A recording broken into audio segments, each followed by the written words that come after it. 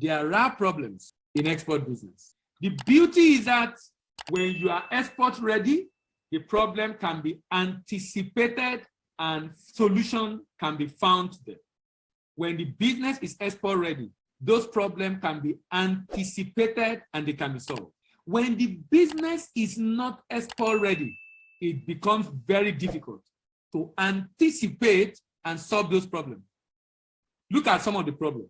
Any business which choose to become involved in international trade must have some appetite for risk. Nevertheless, they also need to be keen to minimize and mitigate the risk as far as possible. Trade finance instrument products and services enable these risks to be managed properly. Trade risk must be identified and mitigated ahead in order to design a commensurate risk mitigation mechanism. Broadly speaking, you can categorize risk, international trade into three. Number one, country risk, civil unrest, financial crisis, revolution, insurrection. Commercial risk, insolvency, non-performance. Currency risk, fluctuating exchange rate. All these are different risk elements that a business will face in an export transaction. So I want us to discuss some of these risks. I will mention the name of the risk. I will explain it. Buyer's insolvency, risk that the buyer will not be able to pay. A letter of credit can help us solve this problem.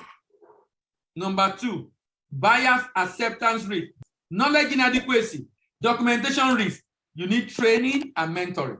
Someone needs to show you how to do it, having been trained. Economic and political risk. This is a country-specific risk. Seller's performance risk.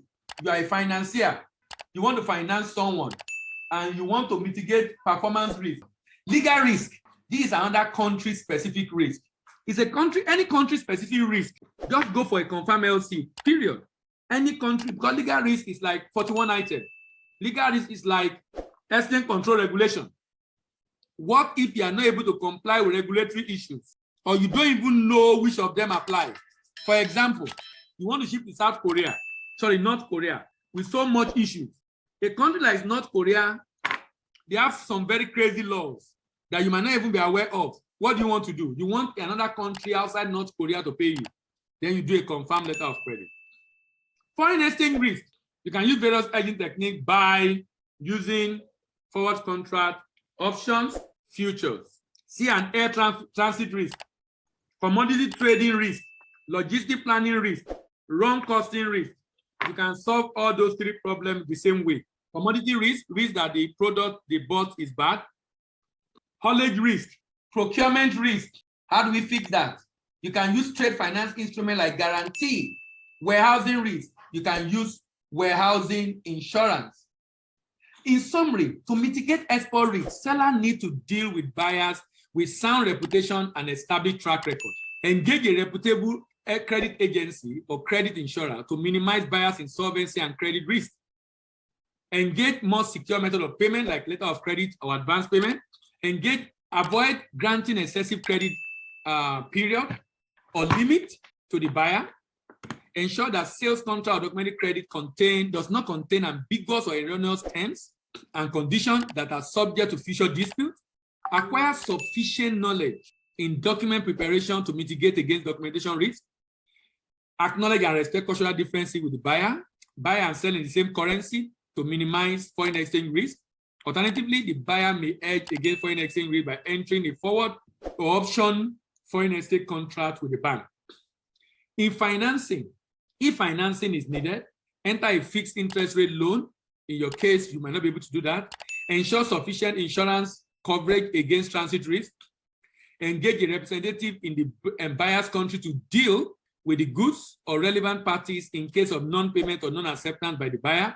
Always have a contingency plan against unfavorable events. Non-delivery of goods. Risk faced by applicant in letter of credit transaction. Short shipment or shipment of inferior product.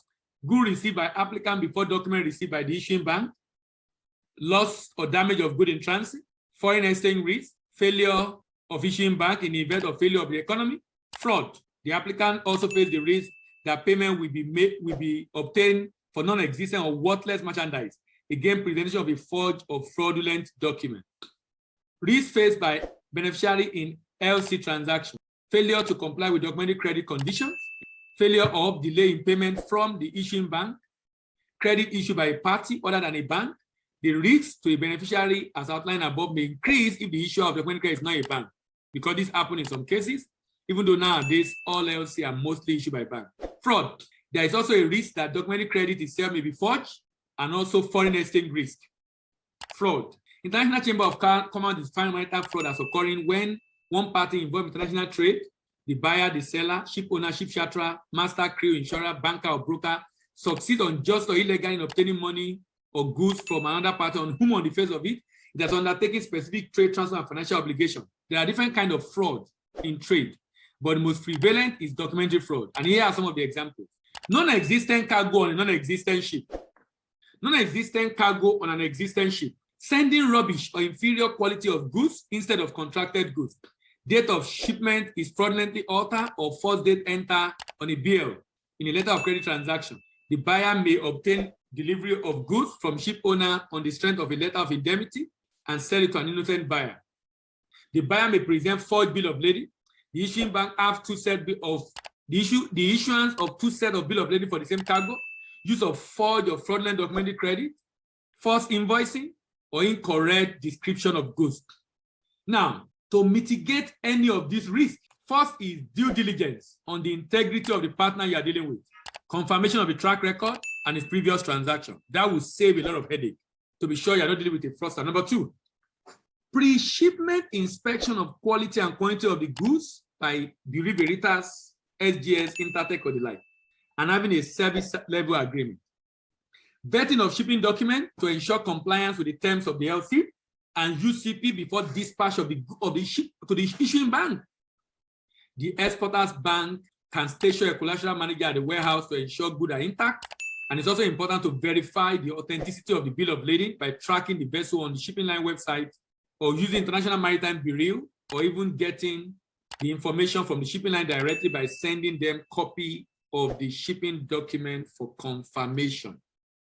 Fraud in international trade is real, but the beauty is that fraud can be contained and prevented by having an understanding of what leads to fraud and how those risks can be mitigated.